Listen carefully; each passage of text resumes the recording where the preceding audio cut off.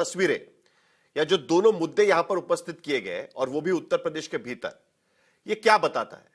कोई किसी को कहता है कि भाई सूर्य नमस्कार करोगे तभी हम मानेंगे, उसमें कोई इस्लाम विरोधी नहीं है, आप दूसरे के धर्म को आप बता रहे हो। दूसरी तरफ गार्ड ऑफ ऑनर दिया जा रहा है, तो कहीं ना कहीं उस पर तो सवाल उठेंगे ना कि आखिरकार ये सारी चीजें एक के बाद एक क्यों हो रही है। कैसे राजनीतिक पार्टी के प्रवक्ताओं की बातों को सुन के तो अच्छा मनोरंजन होता है।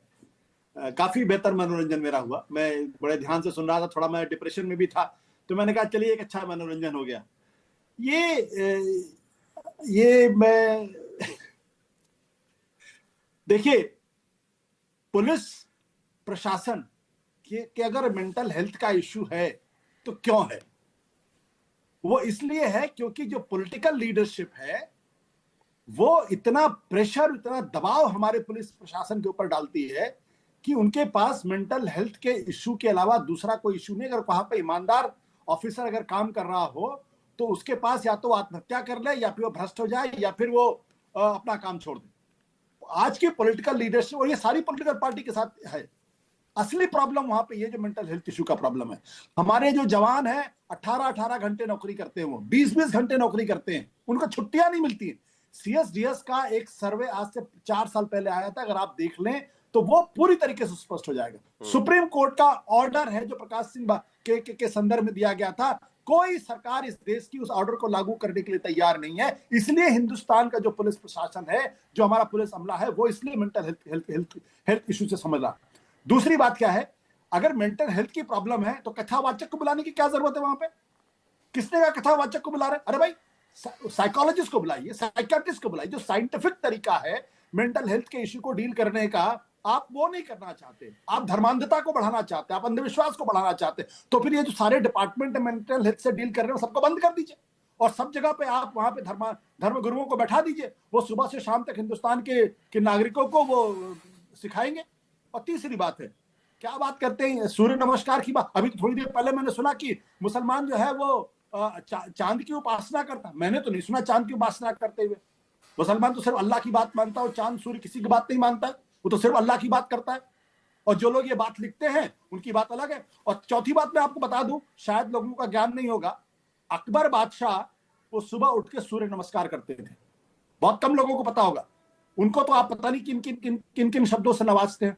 तो बेसिकली ये जो पूरी की पूरी कोशिश है, मैं तो साफ तौर पे कहता हूं भाई, पाकिस्तान में एक दिन अचानक उन्होंने कहा कि वो इस्लामिक रिपब्लिक है, सबने मान लिया। आप एक दिन खड़े हो जाइए, बोले हिंदू राष्ट्र है, उसके बाद कथावाचक से करवाना, कथावाचक से कराइए, आसाराम बापू से कराना, आसाराम बापू से कराइए, राम रहीम से कराना, उनसे करा दीजिए, जिनसे कराना चाहे करा दीजिए ना, किसको प्रॉब्लम होगी।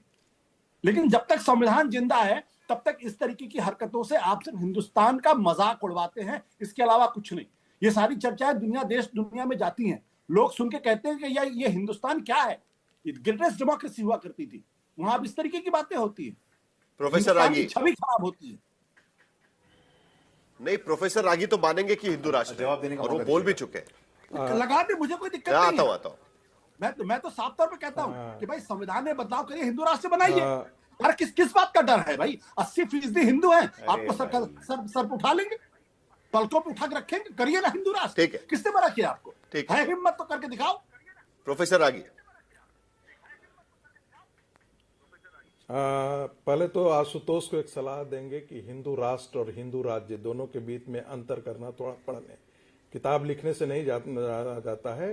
संघ ये कहता है कि भारत हिंदू राष्ट्र है, और संघ भारत हिंदू राज्य के खिलाफ बात करता है। ये थोड़ा सा अंतर पढ़ना सीख लीजिएगा। दूसरी बात, आज देश में सबसे ज्यादा मुद्दा क्या होना चाहिए था? मदन मित्रा नाम के टीएमसी के एक विधायक ने कहा कि भगवान राम मुसलमान थे। करोड़ों अरबों हिंदुओं की आस्था के साथ इससे बड़ा घटिया मजाक नहीं हो सकता था। और मजेदार बात है, इस देश का बौद्धिक गिरोह, जिसे मैं बार बार कहता हूं बौद्धिक गिरोह, उसमें आशुतोष भी शामिल है, ये बौद्धिक गिरोह इन सब बातों पर बात नहीं करता है। तीसरी बात, आपने कहा कि मौलाना को क्यों नहीं बुलाया जाता? मौलाना कम से कम बौद्धिक कह तो रहे हैं संगीत रागी जी, इसलिए नहीं बुलाया जाता। गिरोह कह रहे ठीक है, लेकिन बौद्धिक भी लगा रहे हैं उसके साथ। 10 सेकंड मुझे बोल तो लेने दीजिए। जैसे आशुतोष, हाँ, बोलिए।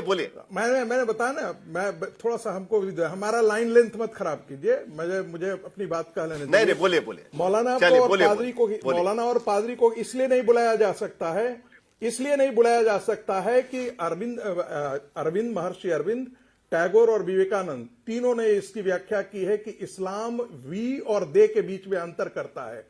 उसका अपना धर्म जो मजहब नहीं है वो उसके लिए दुश्मन है, बाकी धर्म उसके लिए एनिमी है।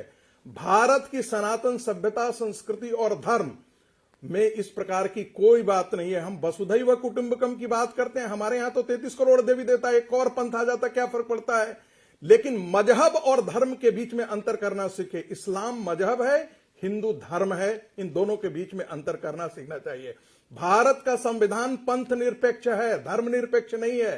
ये बार बार जोड़ करके कहता हूं। और आपको इतनी आपत्ति है, आप तो कहते हैं हम अरब के मुसलमान नहीं है, हम टर्की के मुसलमान नहीं है, हम आक्रांताओं के साथ नहीं है, हमारी तो गंगा जमुनी तहजीब है। अरे तहजीब है तो भारत का मुसलमान भारत की सभ्यता और संस्कृति से जुड़ेगा या अरब की सभ्यता और संस्कृति से जुड़ेगा। आपके पंथ अलग हो सकते हैं लेकिन आपके पुरखे तो अलग नहीं हो सकते, आपकी संस्कृति तो अलग नहीं हो सकती। ये तबलीगी जमात इसीलिए लाया गया था क्योंकि भारत के अंदर पंथ बदलने के बावजूद भी महिलाएं जो हैं वो बुर्का नहीं पहनती थी, तब वो सिंदूर लगाती थी, वो बिंदी लगाती थी, वो चूड़ियां पहनती थी। तो कट्टर इस्लाम इस देश में पैदा कैसा हो, इसीलिए देवबंद आया। कट्टर इस्लाम कैसे पैदा हो, इसीलिए उससे बड़ा कट्टर जो है वो तबलीगी जमात आया। और मजेदार बात है कि भारत की सनातन सभ्यता में आज भी जो मुस्लिम बन गए हैं, गांव में जरा जाकर के देखिए, तो इसका मतलब ये मानकर चले कि जो संविधान में नहीं है सोहर भी गाया उसकी जाता है, सीख देने की कोशिश की जाए। आप दूसरे को बताएंगे कि भाई इस तरीके से आप करिए, तभी आप मानेंगे कि आप एनवायरमेंट की पूजा करते हो। हाँ, 10 सेकंड दिल्ली के पोल्यूशन में सूर्य नमस्कार कैसे करेंगे? ज्यादा नहीं, मैं सिर्फ इतना देखिए आप हमें सूर्य नहीं दिखता है, उनको 5 टाइम काबा यहां से दिख जाता है। मजेदार बात है, तब हम उनकी आस्था पर सवाल नहीं उठाते हैं। और अरे हमें भी सूर्य बादलों से छुपा हुआ हो कोई बात नहीं, हमें सूर्य दिखाई देता है, समझे कि नहीं? उनको दिख जाता है, हम तो उनकी आस्था पर सवाल नहीं करते हैं। इस प्रकार से हम किसी की आस्था पर सवाल नहीं करते। कोई किसी को दूसरे की आस्था पर सवाल उठाने की जरूरत ही नहीं है ना। भी दिखता है आप किसी भी धर्म को दूसरे की आस्था पर सवाल उठाने की जरूरत है ही नहीं। यही बात तो कही जा रही है। नहीं, यहां मैं तो बिल्कुल कह रहा हूं कि नहीं ही उठाना चाहिए। लेकिन जब आप वी और दे करते हैं और कहते हैं कि भारत का जब आक्रांताओं से बार-बार, अरे आप हमको तालिबान से क्यों तुलना करते हैं, हमको मुजाहिदीनों से क्यों तुलना करते हैं, आप अफगानिस्तान से क्यों तुलना करते हैं, हमको बांग्लादेश में क्या, अरे बांग्लादेश में जो हो रहा है वो देवबंद इस्लाम है। तो इसका मतलब जो हुस्न कह रहे हैं वो सही है, गार्ड ऑफ ऑनर भी सही है, और वो तुम्हारे प्रोफेसर रागी सही है ना, भी कदम रख चुका है। साहिल ठीक है, आशुतोष जवाब। देखिए, एक ही चीज सलाह दूंगा,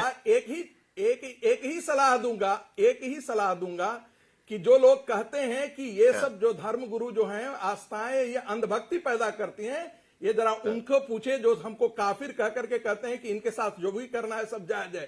अंधभक्ति आशुतोष जवाब दीजिए। चलिए, अनास्था वो ऐसी चीज है जो खतरनाक है। भारत का संत कभी हत्या और संस्कृति को नहीं बढ़ावा देता है। साहिल, मैं आशुतोष, हाँ, मैं संगीत रागी का बड़ा शुक्रगुजार हूँ। मुझे जो बुद्धिजीवी मानते हैं, संघ में तो पढ़ने लिखने की कोई परंपरा ही नहीं है, तो इसलिए वहां बौद्धिक गिरोह या बौद्धिक होने का कोई प्रश्न ही नहीं उठता। पढ़ने लिखने की कोई परंपरा नहीं। मैंने फिर आप बीच में कहता हूँ गिरोह को संघ में पढ़ने लिखने की परंपरा भाई, वो संघ में कहा पढ़ने लिखने की परंपरा है। सूचना कहता हूँ एक प्रकार का बौद्धिक गिरोह है, सोचना नहीं है, वहां सूचना क्या सोचना, दरबारी सूचना क्या सोचना, दरबारी संस्कृति के नायकों को, फिर आप दरबारी संस्कृति को, संगीत रागी क्यों ये दरबारी संस्कृति के साथ आप लोगों का पढ़ने लिखने से क्या लेना देना, आप लोगों का पढ़ने लिखने से क्या लेना, संघ का पढ़ने लिखने से क्या लेना देना, सूचना क्या के सोचना नहीं है, ये तो सीधी सब जानते, पूरी दुनिया को मालूम है, पूरी दुनिया को मालूम है। महत्वपूर्ण सवाल क्या है, आरएसएस का गांधी परिवार में जिसके साथ गलत बात, पढ़े लिखे आरएसएस का 12वीं क्लास से ज्यादा कितने लोग पढ़े लिखे थे? आरएसएस को ना तो हिंदू धर्म की समझ है, ना हिंदू धर्म से कोई लेना देना है। और संगीत रागी को मैं चुनौती देता हूं कि 3 सेंटेंस बिना इस्लाम और बिना मुसलमान के बोल के दिखा, 3 सेंटेंस। अगर जिस दिन ये 3 सेंटेंस बिना इस्लाम और बिना मुसलमान के बोल देंगे उस दिन मैं मान लूंगा, क्योंकि ये इनके सॉफ्टवेयर की प्रॉब्लम है। वहां पे सुबह की शाखा में निकलने वाला हर आदमी सिर्फ यही सोचता मुसलमान मुसलमान मुसलमान, और इनका हिंदू धर्म से कोई लेना देना नहीं है। और ये वसुधैव कुटुंबकम की बात करते हैं, इनकी किताबों में लिखा हुआ भाई हिंदुस्तान के 3 दुश्मन। और उसको ये बड़ी दिलचस्प बात है। एक मिनट आशुतोष, एक मिनट। संगीत रागी, सूर्य नमस्कार की अहमियत समझाते समय मुसलमानों का जिक्र जरूरी था? प्रोफेसर रागी, आप सूर्य नमस्कार कितनी जरूरी है ये कह सकते हैं, वो आपको अधिकार है, लेकिन उसमें मुसलमान का जिक्र जरूरी था? ऑब्सेस्ड है, इसको ओसीडी कहते हैं। सूर्य नमस्कार नहीं, एक मिनट, धैर्य रखो मित्र, धैर्य रखो। मुसलमान को सूर्य नमस्कार से भारत की संस्कृति से जोड़ने में इतनी घृणा है क्या? भारत के मुसलमानों को यदि इतनी घृणा है तो इस देश का विभाजन किस लिए हुआ था? मैं तो बार बार यही कहता हूं कि आजाद भारत में भी भारत का हिंदू अपने मंदिरों तक नहीं पहुंच पा रहा है, अपने देव दीपों तक नहीं पहुंच रहा है, अपने पर्व ठीक से नहीं मना रहा है। तो समझ जाइए कि क्या, अरे भाई नहीं तो क्या, जो बीफ खाने वाले पंडित नेहरू थे उनको समझ में आता था? जो गाय की जो काउ प्रोटेक्शन के लिए मिसेस गांधी ने मरवा दिया था हिंदुस्तान को, पंडित नेहरू योगा किया करते थे, आपको याद होगा प्रोफेसर? अरे भाई, पूरा नॉर्थ ईस्ट क्रिश्चियनों को बेच दिया पंडित नेहरू ने, उनको हिंदू धर्म का पता था।